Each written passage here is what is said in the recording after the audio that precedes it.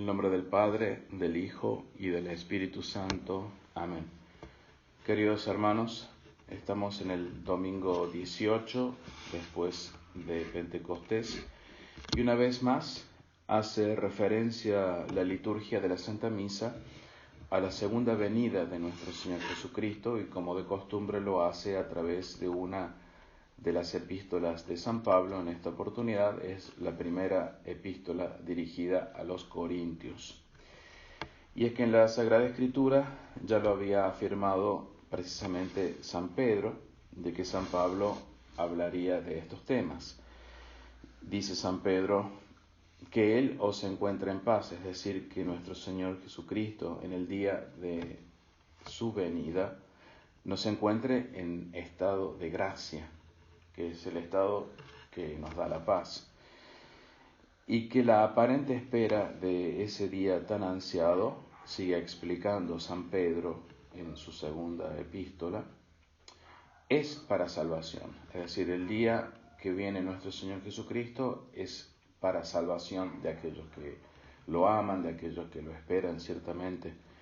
Es para salvación. No es para temer, no es para estar escondido porque nos va a castigar, es para salvación.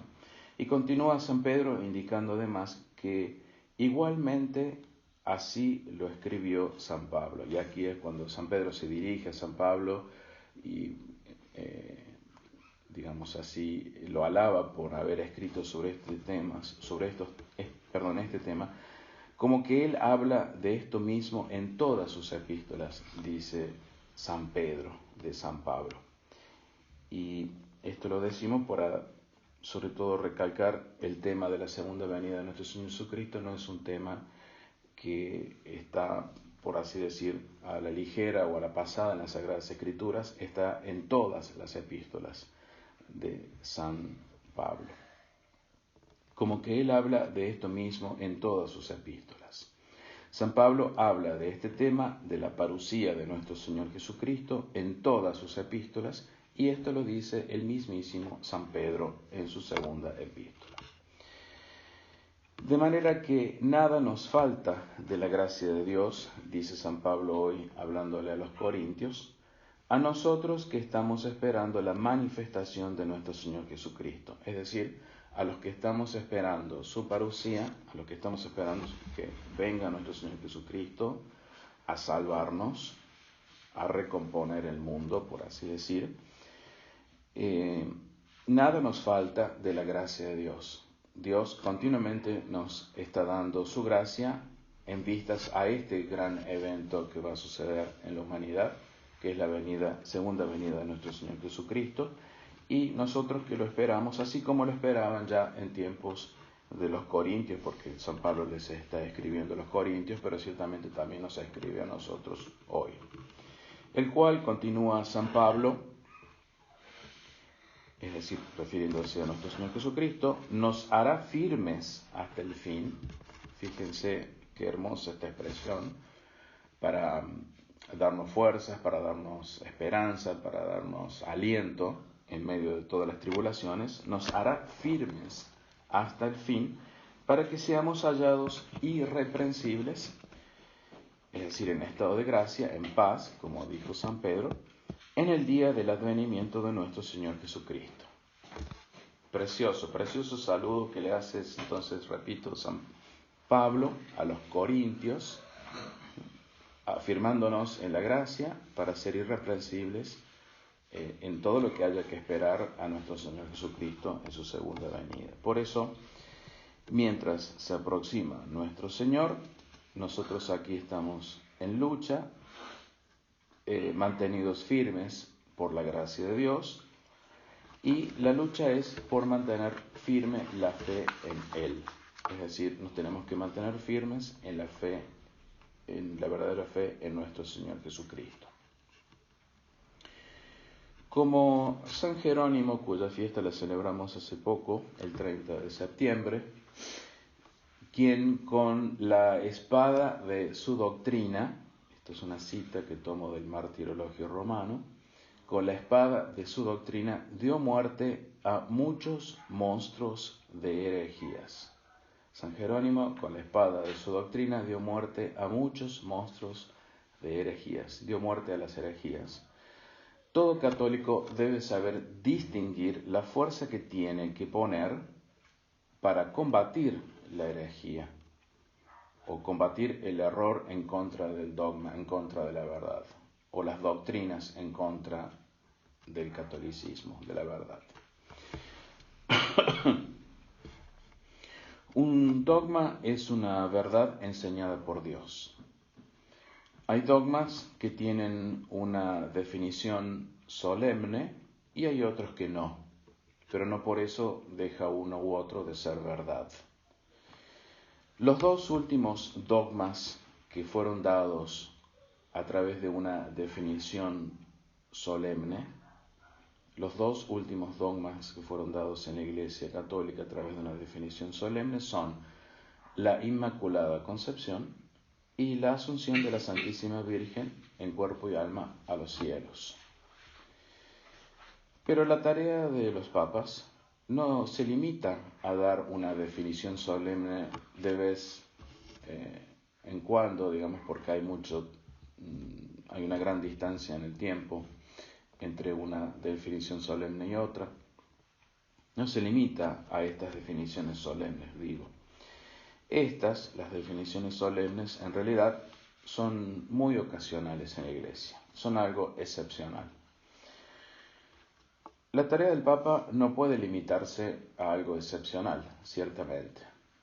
Y por lo tanto, su labor básicamente consiste, además de dar estas definiciones solemnes, en decir qué es dogma en contra de la herejía, es decir, qué es la verdad en contra del error y qué es lo bueno en contra de lo malo. Esa es la tarea del Papa, continuamente decirnos para nuestra ayuda, para nuestra protección, para nuestra edificación, para nuestro avance en la vida espiritual, qué es la verdad, qué es el error, qué es lo bueno, qué es lo malo, qué es dogma, qué es herejía.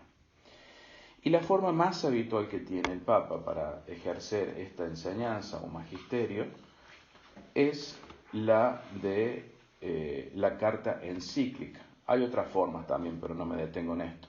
El Papa, a través de sus encíclicas, como así decimos a secas, simplemente expone, como digo, la verdad y también expone el error para que se sepa que está el error. Las doctrinas en contra del dogma católico hay que atacarlas, porque son, como la expresión que acabamos de citar cuando nos referíamos a San Jerónimo, monstruos de herejías. Son monstruos de herejías.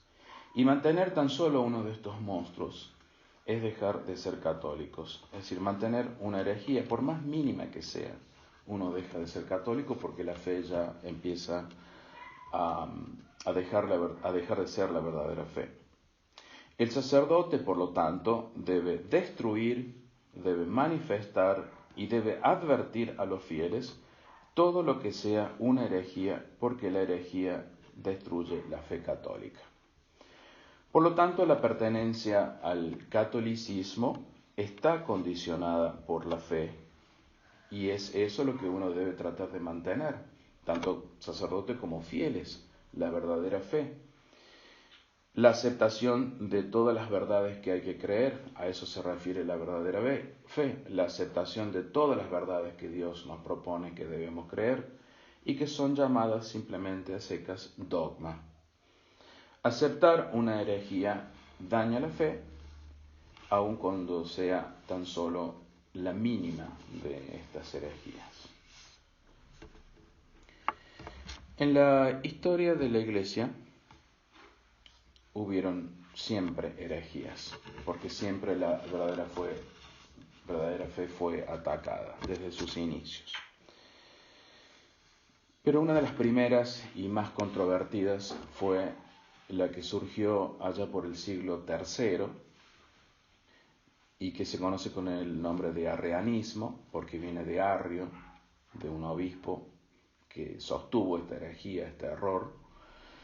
Y el error consistía en negar la divinidad de nuestro Señor Jesucristo. Y esta controversia duró más de 3 siglos, hasta que al final la Iglesia pudo poner orden con respecto a esta verdad. Es decir, negaban la divinidad de nuestro Señor Jesucristo, es decir, negaban que Jesucristo es Dios. Decían que Jesucristo no es Dios. En el 2022, después de tanto tiempo, nos enfrentamos nuevamente con el mismo problema, que por ahora no se ha manifestado grandemente o abiertamente todavía. Se ha manifestado muy poco, sí, pero cuando esté establecido el gobierno del nuevo orden mundial del anticristo, en el cual se está trabajando, este error, este problema en contra de la verdad, esta herejía, se hará explícita. Es decir, van a negar que Jesucristo es Dios.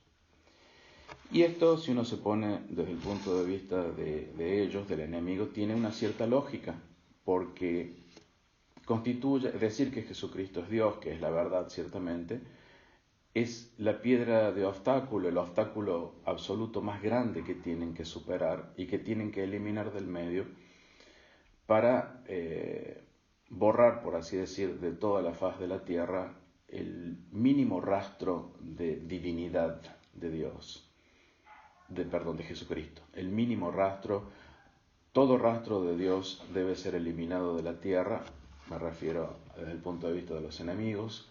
Todo catolicismo tiene que ser eliminado de la tierra. Y así poder presentar a un Jesucristo diluido, un Jesucristo que es un hombre santo, sí, pero no es Dios, un hombre santo como cualquier otro hombre que pudo haber existido sobre la tierra, como un Mahatma Gandhi, como un Buda, etcétera, tantos otros. Ponerlo como uno de tantos y negando ciertamente que es Dios.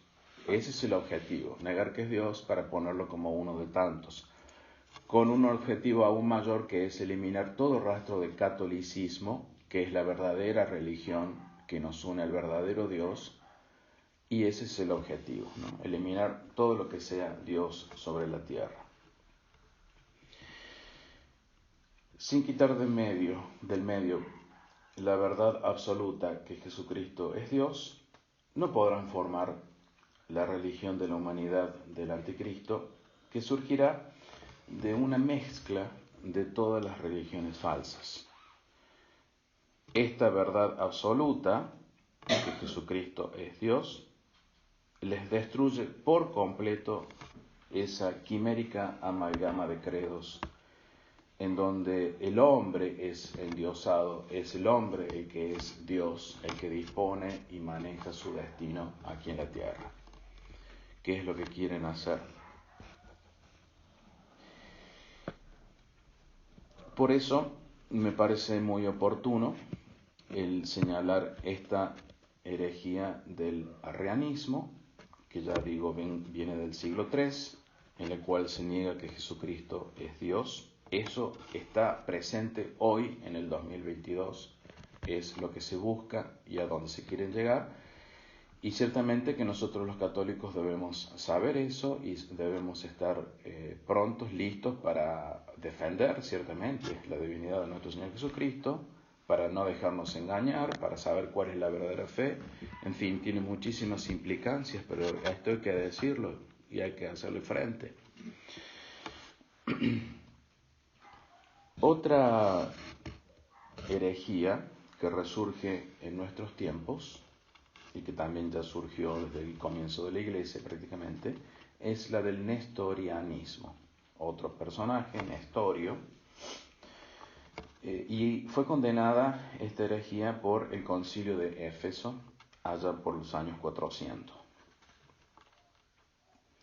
La herejía dice que Jesús tiene 2 personas, y ahí ya hay un error, porque Jesús tiene es una sola persona, no 2 personas, una sola.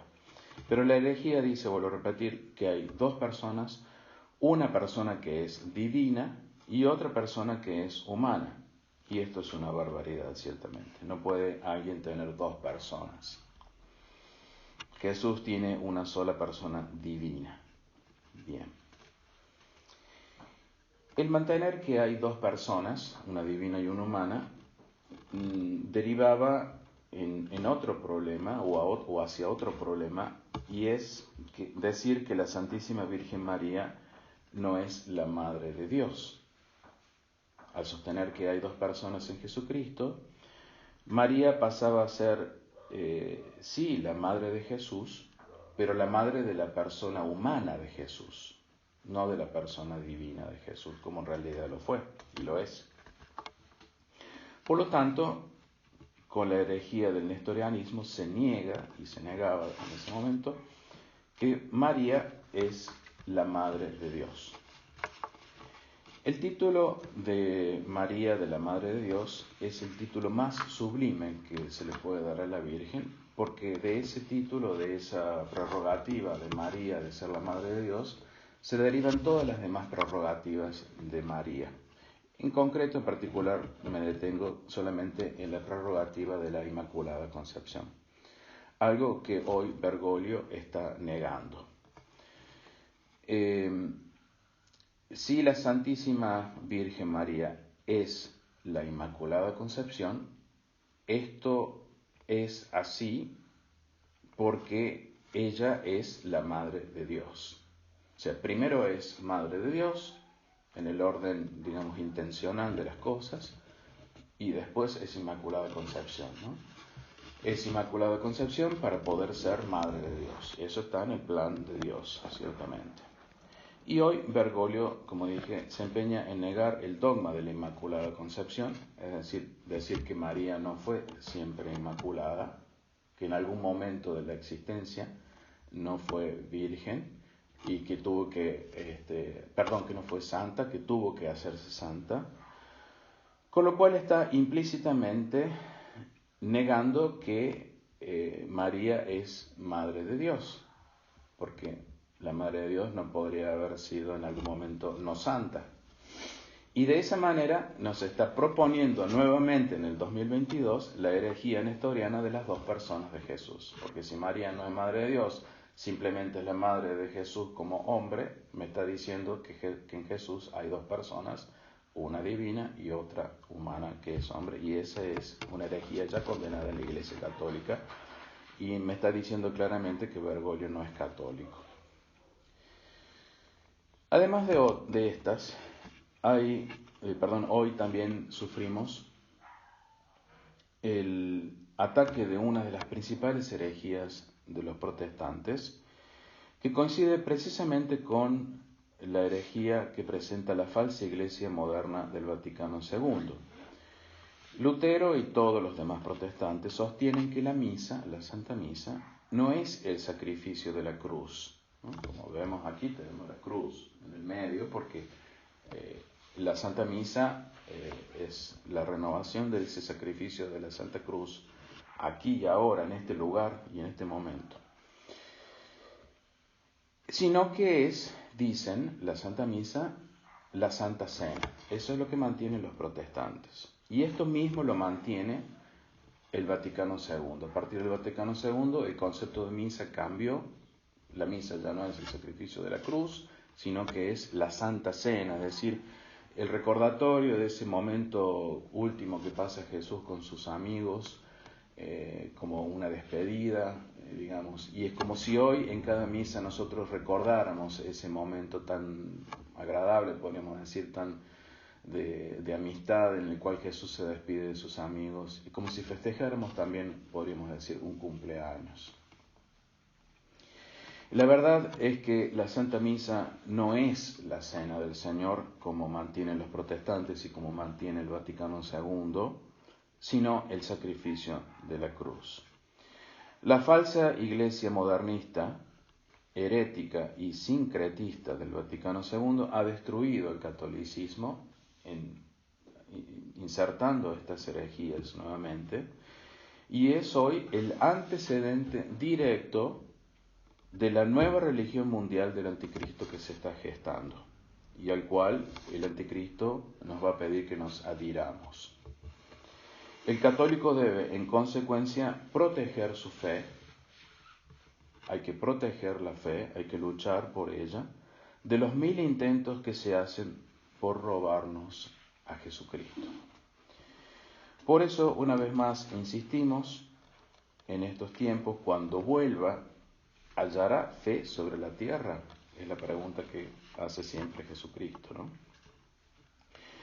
Hace ya 2000 años vino y viendo la fe de ellos, nos dice el Evangelio, le dijo al paralítico postrado en una camilla: Hijo, ten confianza que te son perdonados tus pecados. Fíjense en esta respuesta de Jesucristo, hay como una cierta falta de lógica. Uno podría decir: Hijo, ten confianza, yo voy a curarte de tu parálisis y vas a seguir caminando. Jesucristo, como Dios, realiza acciones y realizó acciones humanas mientras estaba aquí en la tierra. Se subió a un barco, cruzó el mar, pasó hacia la otra orilla, se enfrentó con la gente, estuvo hablando con este, con el otro. Y a través de esas acciones humanas, si uno tuviera que describir bien cuál es la intención de Jesús de hacer esto en estos momentos, a nadie se le ocurriría decir: bueno, viene aquí para perdonarle los pecados a este hombre. Cualquiera diría: viene aquí para curar a este hombre de su parálisis. Y sin embargo, fíjense, es claro: Hijo, te son perdonados tus pecados, lo primero que le dice al paralítico. No le dice: he venido aquí para curar tu parálisis. Para que sepáis que el Hijo del Hombre tiene poder en la tierra de perdonar los pecados, dijo entonces al paralítico: levántate, toma tu camilla y vete a tu casa. Y se levantó y se fue a su casa. Los planes de Dios van más allá de los planes humanos, van más allá de nuestras limitaciones y de la pobreza de nuestros pensamientos y nuestras conclusiones, como uno esperaría que Jesús solamente curara la parálisis y lo demás como si lo demás no importara, como si no existiera pecado en ese hombre, como si no tuviera que salir de esa situación tan nefasta de su espiritualidad, de vivir en el pecado. Y Jesucristo, obviamente como Dios, sabía perfectamente que tenía pecados. Los demás no, porque no lo veían una parálisis, pero Dios ve más allá de la parálisis humana o física, ve también la parálisis del alma. Esto también lo digo para que se tenga presente, digamos, el sacerdote como operario de Dios, como que trabaja para Dios. También hace acciones humanas, porque somos humanos, con una intención que es sobrehumana o que es sobrenatural, que va más allá de las acciones humanas. Y uno podría preguntarse: bueno, ¿por qué fue para allá este sacerdote? ¿Por qué habló con este? ¿Por qué se detuvo? ¿Por qué hizo esto? ¿Por qué ta? Uno se podría preguntar o describir las acciones del sacerdote de tantas maneras humanas, que es lo que uno ve que hace el sacerdote, sin tener en cuenta las intenciones sobrehumanas que lleva ese sacerdote, porque en realidad uno se maneja como sacerdote con las intenciones de Dios, digamos. Si uno va a visitar una persona, es como en última instancia, o lo más importante que uno debe lograr o tratar de lograr de esa persona, es que se confiese y que salga de su estado de pecado. Más allá de las ayudas humanas que el sacerdote puede brindarle a esa persona. Lo mismo que hizo Jesús hoy. Exactamente lo mismo que hace Jesús con el paralítico. Con este milagro demostró Jesucristo, por una parte, su poder de Dios sobre el alma y el cuerpo, curando a ambos, a la parálisis y a los pecados, y por otra, la realidad de la eficacia del perdón de los pecados en el sacramento de la confesión. O sea, dos realidades nos muestra este Evangelio de hoy. El Hijo del Hombre es el Mesías, esperado, nuestro Señor Jesucristo. En cuanto hombre, ha recibido el poder de perdonar los pecados en la tierra, en cuanto Dios lo tenía desde siempre en el cielo. La curación externa la de la parálisis, no fue más que la demostración de la curación interna, la de los pecados. La manifestación visible, y ahí valga la redundancia, lo digo a propósito, redundantemente, del poder invisible de que está dotado nuestro Señor Jesucristo, de perdonar los pecados. Él es Dios, Hijo único del Padre, tiene poder en cuanto hombre, así lo dice San Pablo, en él habita corporalmente toda la plenitud de Dios. Y San Juan dice, Él es el unigénito del Padre, lleno de gracia y de verdad. Y San Pablo nuevamente, Dios le sobreensalzó y le dio el nombre que es sobre todo nombre. Y San Mateo, todo poder me ha sido dado en el cielo y sobre la tierra. Jesucristo es Dios, es el unigénito del Padre, y hay que decirlo y hay que proclamarlo hoy, porque esto es lo que van a poner en cuestión. Esto es lo que nos van a sacar del medio, decirnos que Jesucristo no es Dios. Tiene poder como redentor y mediador entre Dios y los hombres, y esto va también para los sacerdotes, que hacen el trabajo de Jesucristo, sumo sacerdote. Dice San Pedro, fuisteis redimidos con la preciosa sangre de Cristo. Y San Pablo dice, fue entregado a causa de nuestros pecados y resucitado para nuestra justificación. Y San Pablo en otra parte, Él es el trono de la gracia. Y en otra parte, es sacerdote para siempre, según el orden de Melquisedec. Y en el Antiguo Testamento ya leíamos de Jesucristo estas palabras hermosas. Yo borro tus transgresiones y no me acordaré más de tus pecados. Esto es lo que hace Jesús. Esto es lo que hace Dios, Jesús. Y esto es lo que nos quieren robar, sacarnos del medio. Nuestro Señor ejerció su poder personalmente mientras estuvo en la tierra. Una vez subido al cielo, lo ejerce por delegación en sus sacerdotes. Y ahí la importancia del sacerdote. Se lo prometió a San Pedro al anunciarle el poder de las llaves en Cesarea. Lo que atares sobre la tierra estará atado en los cielos, lo que desatares sobre la tierra estará desatado en los cielos. Y se lo prometió también a los demás apóstoles. Y se los confirmó finalmente en la primera aparición después de resucitado. Como mi Padre me envió, así yo os envío. Entonces, el sacerdote, esto está dicho aquí, a los apóstoles, es enviado por Jesucristo, porque el Padre lo envió a hacer esta tarea de curar principalmente las enfermedades espirituales, el pecado. ¿Qué grandeza de poder entonces es conferido a los hombres? Así finaliza el Evangelio de hoy. Qué felicidad de obtener el perdón de Jesucristo a través de sus sacerdotes. Las muchedumbres, al ver que Jesucristo había curado al paralítico, quedaron sobrecogidas de un temor reverencial y glorificaron a Dios por haber concedido a los hombres el poder de obrar milagros. Nuestro Señor entonces, y volviendo a la encíclica de San Pablo, a la epístola de San Pablo, nuestro Señor es la fuente de toda riqueza, porque en Él habéis sido enriquecidos en todo.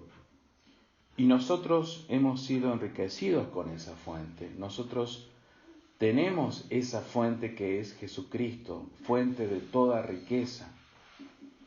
Aprendamos pues cómo la fe en Él, cómo la fe en Jesucristo es la que nos puede dar armas, no solo para creer con más firmeza en Él, en Dios, en la Iglesia, sino para defender la fe y exponer la fe en caso necesario, porque es lo que está en juego hoy, más que nunca. Cristo no falla a quienes esperan en Él y se le entregan. Vuelvo a leer este versículo de San Pablo, de la 1 Corintios, que se nos presenta hoy. Él nos confirmará plenamente para ser hallados irreprensibles, en el día de nuestro Señor Jesucristo. Es la gracia que siempre pedimos, la perseverancia final y el ser hallados irreprensibles en el día de su parucía. En el nombre del Padre, del Hijo, del Espíritu Santo. Amén.